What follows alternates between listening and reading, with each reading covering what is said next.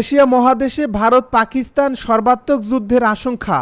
আমাদের হাতে এসেছে গুরুত্বপূর্ণ আপডেট আন্তর্জাতিক সংবাদ।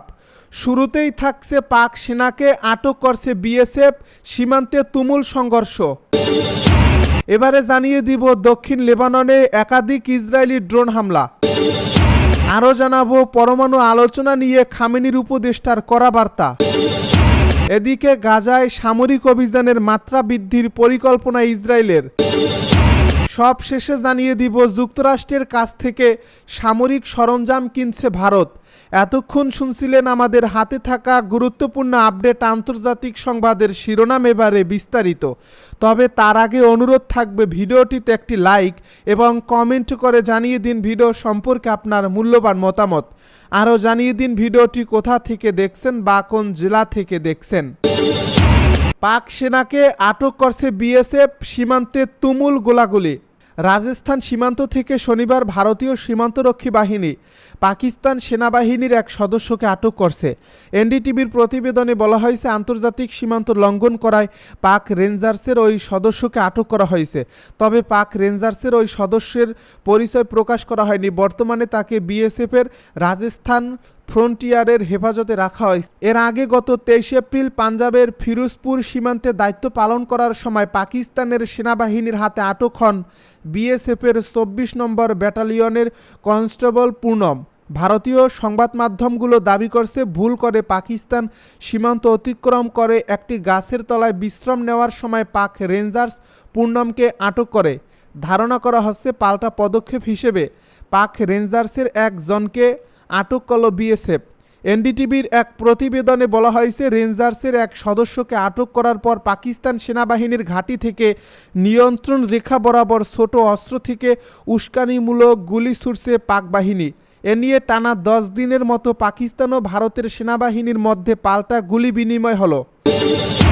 দক্ষিণ লেবাননে একাধিক ইসরায়েলি ড্রোন হামলা। দক্ষিণ লেবাননের বিভিন্ন এলাকায় শনিবার ইসরায়েলি ড্রোন একাধিক হামলা চালিয়েছে।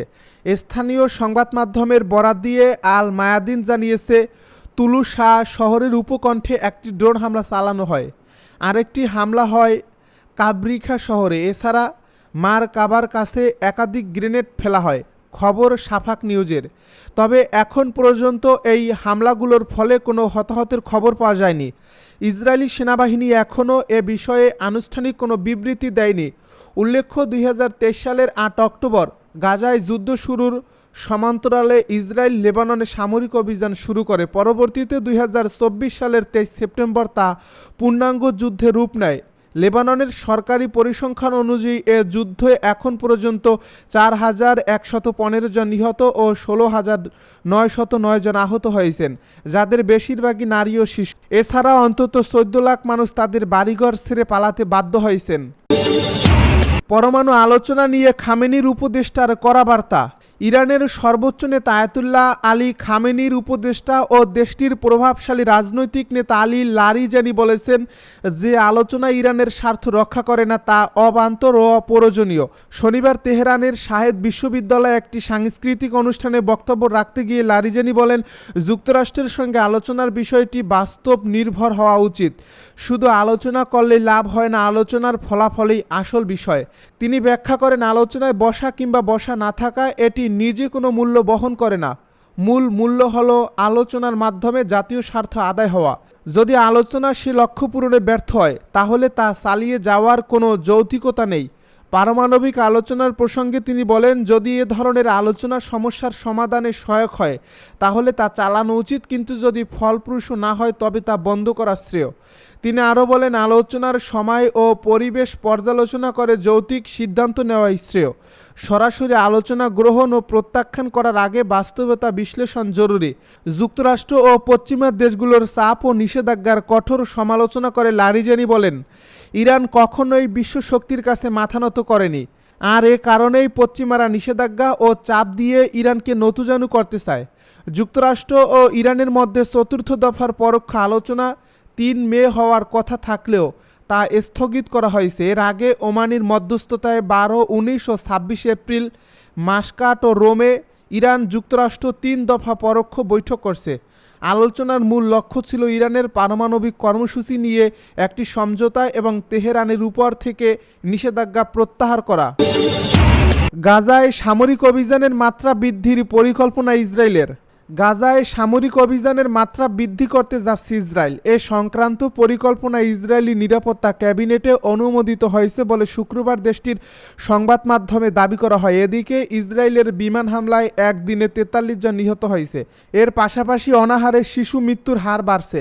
নাম প্রকাশে অনিচ্ছুক ইসরায়েলি কর্মকর্তার বরাতে ইনেত নামক সংবাদ মাধ্যমে বলা হয়, হামাস যতদিন জিম্মিদের ছেড়ে না দিচ্ছে আমরা সামরিক অভিযানের তীব্রতা বৃদ্ধি করতে থাকব। বৃহস্পতিবার ইসরায়েলি প্রধানমন্ত্রী বেনিয়ামিন নেতানিয়াহু বলেন, আমরা জিম্মিদের ফিরিয়ে আনার চেষ্টা করছি, তবে গাজায় আমাদের চূড়ান্ত লক্ষ্য হলো হামাসকে পরাজিত করা। ওই প্রতিবেদনে দাবি করা হয়, রবিবার পূর্ণাঙ্গ ক্যাবিনেটে পরিকল্পনাটি অনুমোদনের জন্য উত্থাপন করা হবে। প্রতিবেদনের সত্যতা যাচাইয়ে নেতানিয়াহুর কার্যালয়ে যোগাযোগ করা হলে কার্যালয়ের মুখপাত্র কোনো মন্তব্য করতে অস্বীকৃতি জানান। তবে প্রতিবেদনের দাবি সত্য হলে গাজায় যুদ্ধবন্ধ এবং জিম্মিদের মুক্তির বিষয়ে কোনো অগ্রগতি অর্জিত হয়নি বলে নিশ্চিত হওয়া যাবে। যুদ্ধবিরতি পুনরায় কার্যকর করার চেষ্টা করে যাচ্ছে মিশর এবং কাতার। তবে ইসরায়েল ও হামাস কেউই নিজেদের মূল দাবি থেকে সরে আসেনি। কার্যকর চুক্তিতে পৌঁছাতে ব্যর্থতার জন্য উভয় পক্ষই বরং পরস্পরকে দোষারোপ করে আসছে। ইসরায়েল বলছে গাজায় এখনও 59 জন ইসরায়েলি জিম্মি রয়েছে এবং হামাসকে নিরস্ত্র করে ভবিষ্যতে গাজার শাসন থেকে সম্পূর্ণভাবে বাদ দেওয়া না হলে কোনো চুক্তি সম্ভব নয়। অন্যদিকে হামাসের দাবি, স্থায়ী যুদ্ধবিরতি এবং ইসরায়েলি সেনা প্রত্যাহার না হলে আর কোনো বন্দি বিনিময় চুক্তি হবে না। চুক্তির বিষয়ে হামাসকে দোষারোপ করে নেতানিয়াহুর কার্যালয় এক বিবৃতিতে জানায়, মিশরের প্রস্তাবিত চুক্তি তারা প্রত্যাখ্যান করেনি, হামাসই বরং চুক্তি সম্পাদনের পথে বাধা তৈরি করছে। যুক্তরাষ্ট্রের কাছ থেকে সামরিক সরঞ্জাম কিনছে ভারত। ইন্দো প্রশান্ত মহাসাগরীয় অঞ্চলে সামুদ্রিক নিরাপত্তা বাড়ানোর লক্ষ্যে ভারতের কাছে 13 কোটি 10 লাখ ডলার মূল্যের সামরিক সরঞ্জাম বিক্রি করতে যাচ্ছে যুক্তরাষ্ট্র। এ সংক্রান্ত একটি ফাইলে অনুমোদনও দিয়েছে যুক্তরাষ্ট্রের পররাষ্ট্র দপ্তর। এসব সরঞ্জামের মধ্যে উন্নত সি ভিশন সফটওয়্যার প্রশিক্ষণ ও সহায়তা পরিষেবা রয়েছে। ভারতীয় বার্তা সংস্থা এএনআই জানিয়েছে, মার্কিন পররাষ্ট্র দপ্তর শুক্রবার সামাজিক যোগাযোগ মাধ্যম এক্সে একটি পোস্ট দিয়েছে। সেখানে বলা হয়েছে, পররাষ্ট্র দপ্তর ভারতের কাছে বিদেশি সামরিক সরঞ্জাম বিক্রি বিষয়ক একটি ফাইলের অনুমোদন দিয়েছে, যার আনুমানিক মূল্য 13 কোটি 10 লাখ ডলার। এর আগে বুধবার মার্কিন প্রতিরক্ষা নিরাপত্তা সহযোগিতা সংস্থা জানায়, পররাষ্ট্র দপ্তর ভারতের কাছে বিদেশি সামরিক সরঞ্জাম বিক্রির অনুমোদনের সিদ্ধান্ত নিয়েছে। কংগ্রেসকে এ বিষয়ে অবহিত করা হয়েছে এবং প্রয়োজনীয় অনুমোদন দেওয়া হয়েছে।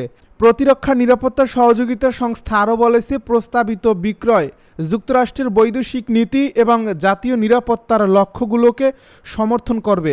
একই সঙ্গে যুক্তরাষ্ট্র ভারত কৌশলগত সম্পর্ককে শক্তিশালী করবে এবং ভারতের প্রতিরক্ষা নিরাপত্তা উন্নত করতে সাহায্য করবে।